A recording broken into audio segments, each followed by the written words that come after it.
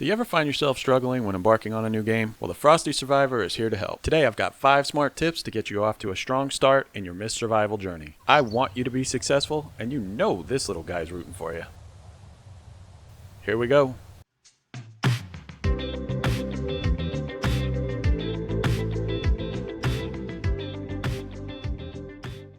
Tip number 1, pick your base, man. When the game first starts, it's such a lovely morning. The sun is shining, the birds are chirping, and the mist is coming. So you better get yourself someplace high when it does. Or better yet, already know where you'll be laying your head when darkness falls and go there. You'll be spending a lot of time at your base for various reasons, so why not pick a great location? In Myst Survival, the creme de la creme is commonly known as the White House. But it's not the only joint you can call home. How about this dilapidated dump? Or this little gem? How about a lovely cabin by the lake? Just watch out for these clowns. Just some of the many choices you have when it comes to real estate in the land of Myst Survival.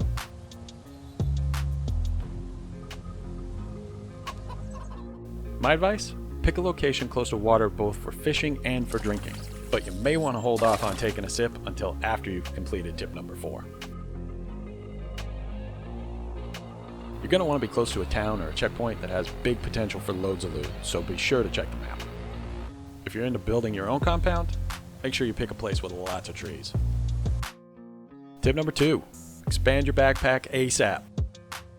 There are tons of resources, weapons, tools, and food in this game, but the backpack, it's a cruel joke when first starting out.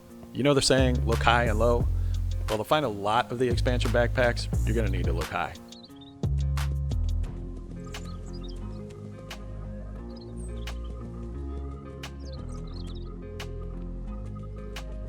But remember, this is an early access game and glitches are just as dangerous as bears.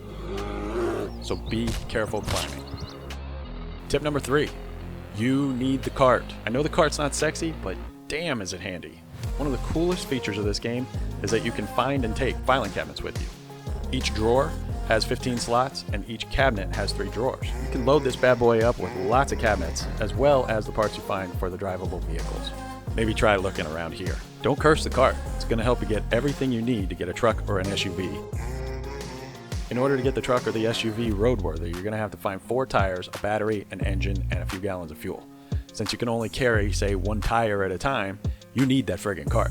Just remember, you're only one lowly survivor, and you got to pull that cart. Unfortunately, you only move at about half speed. I recommend you drop that thing as fast as you can if you're faced with a bear or one of those nasty zombies. Then deal with how to get your cart back.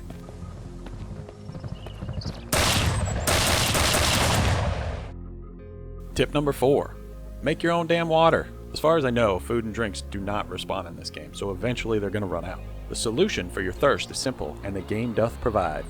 Make yourself a water purifier and never be thirsty again. It doesn't take a whole lot of resources to make, and if you live close to a water source, you'll have an endless supply of stanky water to purify. Press B and you'll be able to look up what it takes to make one. You'll need at least 2 buckets to be a successful aquatic engineer.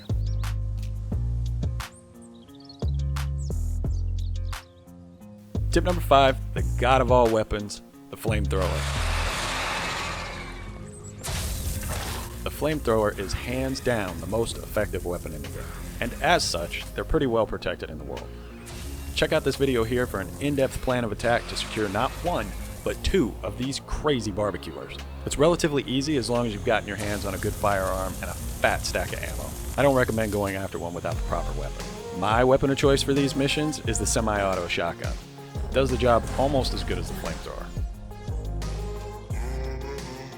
And our bonus tip, rather than trying to keep a fuel can on you at all times, taking up a slot in your backpack, throw a few gallons of fuel in a gas can and then leave it next to your generator.